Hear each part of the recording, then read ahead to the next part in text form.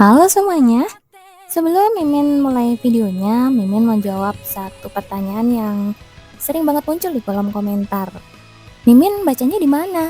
Karena tujuannya itu untuk dibuat konten, Mimin tuh ambilnya langsung dari Kakao Korea. Ya maksudnya supaya kita langsung ambil dari sumber aslinya dan supaya kualitas gambarnya juga lebih bagus. Tapi biasanya Mimin bukannya tuh lewat laptop ya. Karena biar gampang aja sih kayak download gambarnya sama terjemahinnya kan kayak gini.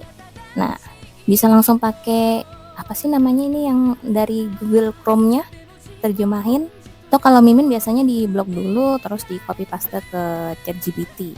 Nah, kalau kalian tanya ke Mimin mau baca yang terjemahan bahasa Indonesianya di mana, Min? Itu Mimin juga nggak tahu ya. Kalau dulu sih ada Kakak Webtoon Indonesia.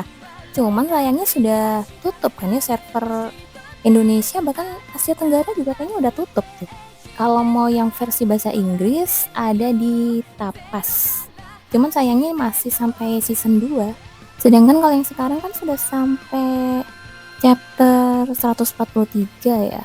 Tapi kalau kalian penasaran pengen banget baca, kalian google sendiri aja. Tapi karena biasanya itu bukan legal, terjemahannya ya kayak gimana ya, kurang bagus aja sih. Oke gitu aja, kita lanjut ke ceritanya ya. Karena kemarin Kamila sudah berhasil menyelesaikan masalah di kafenya, sekarang saatnya dia untuk meluncurkan menu barunya. Nah mungkin udah ketebak menunya apa, tapi yuk kita lanjut aja ke ceritanya. Ngomong-ngomong soal menara pelindung, Kamila segera mengalihkan pembicaraan karena merasa canggung. Ini pertama kalinya kan? Soal menara yang runtuh itu?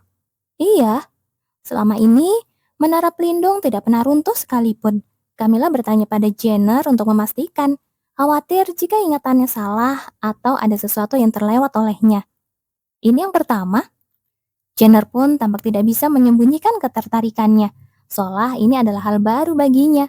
Melihat wajah Jenner yang tampak senang karena terjadi sesuatu yang berbeda dari biasanya, tanpa peduli pada orang yang celaka atau tidak, Kamila kembali menghela nafas.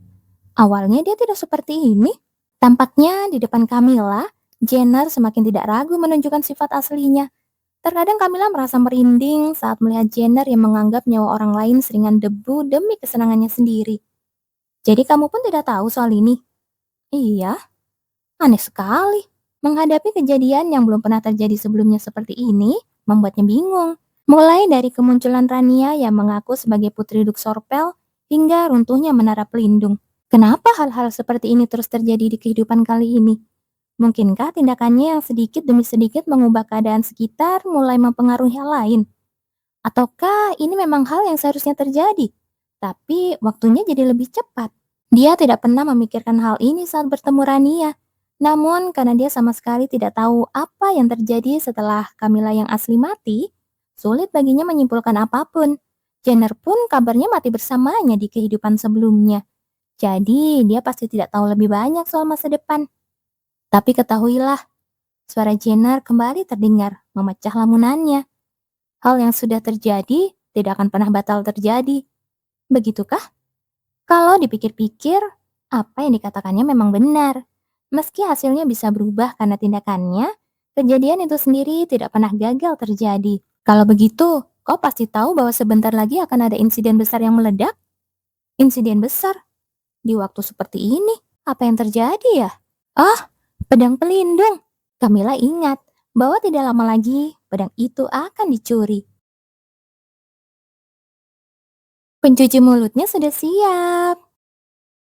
Selamat menikmati. Kau menyuruh kami makan ini? Ini benar-benar bisa diminum? Tentu saja. Air hitam pekat ini sebenarnya apa? Ini minuman yang baru pertama kali kulihat.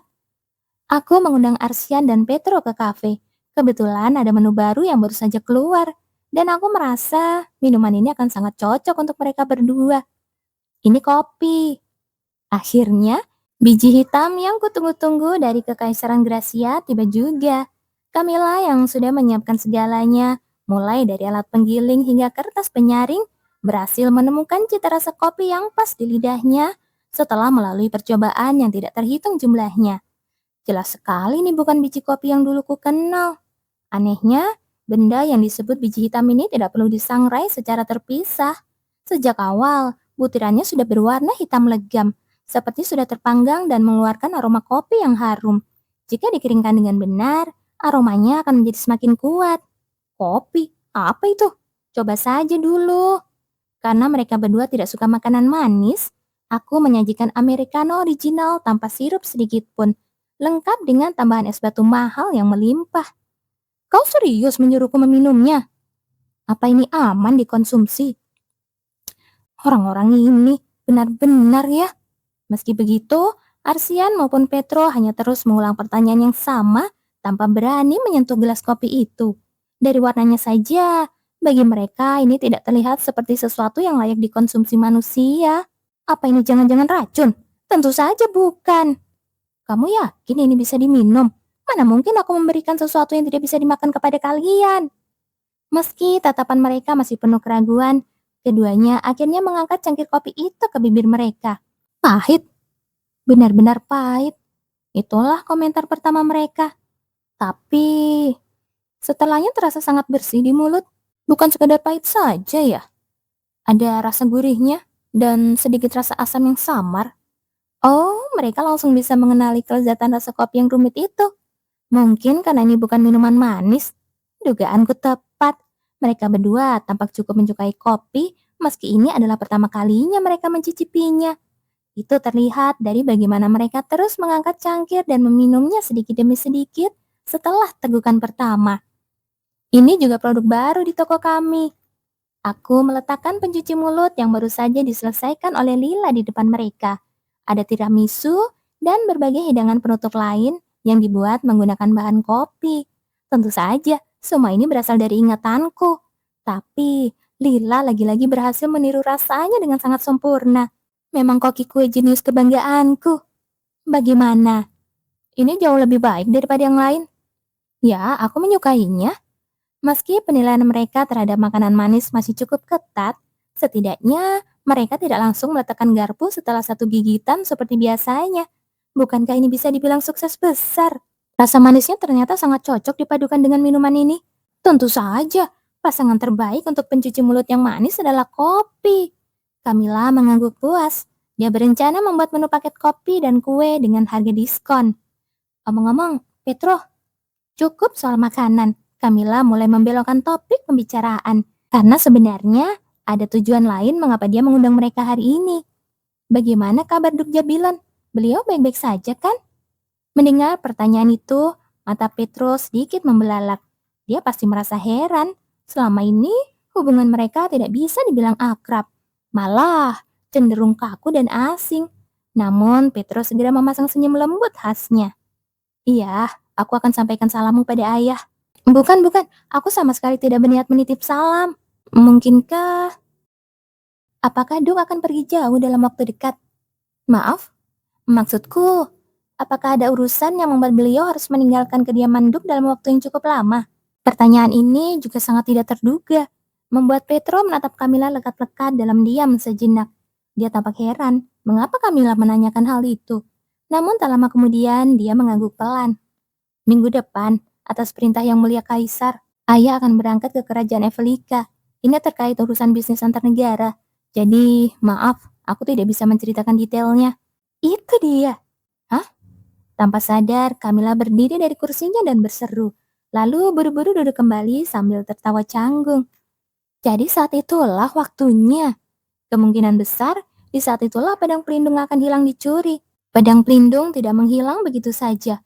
Pencurian itu terjadi di tengah kekacauan besar saat kediaman Duk diserang oleh kelompok tidak dikenal dan dilalap api. Semua itu terjadi tepat saat Duk Jabilon sedang pergi meninggalkan rumah. Jelas sekali pelakunya sengaja mengincar celah saat Duk Jabilon dan binatang suci Jeti sedang tidak ada. Rasanya tidak masuk akal jika kediaman Jabilon, keluarga yang memiliki kemampuan mengendalikan api, bisa terbakar hebat hingga mengalami kerugian besar. Hal itu hanya bisa terjadi saat binatang suci itu sedang pergi, kan? Duk Sorpel dan Duk Sepra segera datang membantu setelah mendengar berita tersebut. Namun saat mereka tiba, pedang pelindung sudah raib. Selama beberapa waktu, kejadian itu membuat seluruh kekaisaran gempar. Penyerangan langsung terhadap kediaman Dong sudah cukup mengejutkan. Namun fakta bahwa pedang pelindung hilang memberikan dampak yang jauh lebih besar bagi masyarakat. Makna simbolis dari pedang pelindung sangatlah kuat. Fakta bahwa pedang yang telah melindungi kekaisaran selama bertahun-tahun itu menghilang, membuat semua orang takut bahwa sesuatu yang buruk akan menimpa negara mereka. Kapan tepatnya Duk akan berangkat? Bolehkah aku bertanya kenapa kamu menanyakan hal itu? Itu, aku harus jawab apa? Mata Camilla berputar cepat. Apakah ada alasan yang masuk akal? Oh, Elisa, aku sudah berjanji akan bermain di sana saat Duk sedang tidak ada. Maaf, aku sudah berjanji pada Elisa sebelumnya. Kami akan menghabiskan waktu bersama selama beberapa hari saat Duk pergi. Aku memutuskan untuk memanfaatkan Elisa, adik perempuan Petro. Tapi kenapa harus saat ayah sedang tidak ada? Karena itu lebih nyaman. Ini jujur, saat bermain ke rumah teman, waktu terbaik memang saat orang tua mereka sedang tidak di rumah. Walaupun sebenarnya, aku juga belum pernah sekalipun bermain ke rumah teman. Kalau begitu, tentu saja aku menyambutmu dengan senang hati. Petro tersenyum kecil, namun senyumnya terlihat penuh selidik. Apa dia menyadari sesuatu? Syukurlah jika kamu kembali dekat dengan adikku. Ya, begitulah. Dekat apanya? Hubungan kami masih sangat canggung setelah aku memberinya pelajaran waktu itu.